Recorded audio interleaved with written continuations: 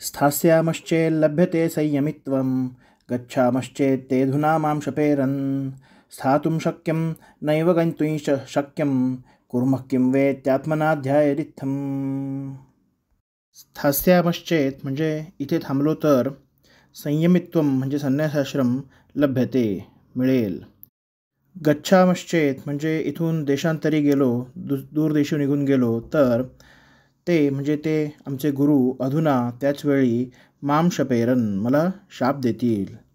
त्यामुळे स्थातुम शक्यम नैव म्हणजे इथे थांबणे शक्य नाही, गंतुम न शक्यम म्हणजे जाणे देखील शक्य नाही, किंवा कुर्महा काय बरे करावे, इत्थम अशा प्रकारे, आत्मना म्हणजे आपल्या मनाला, इति अशा प्रकारे, अध्यायत ध्यान केले, विचार केला. गुरूंनी संन्यासाश्रमास उद्युक्त केल्यानंतर अतिशय चिंतित झालेले व्यंकटनाथाचार्य घरी आले आणि घरी विचार करू लागले की इथे थांबलो तर मला संन्यासाश्रम मिळेल, मी संन्यासी होईन, आणि इथून मी निघून गेलो तर मला गुरूंचा शाप मिळेल. म्हणजे इथे थांबणेही मला शक्य नाही आणि इथून जाणे देखील मला शक्य नाही. मी काय बरे करावे, असा विचार व्यंकटनाथाचार्य करू लागले.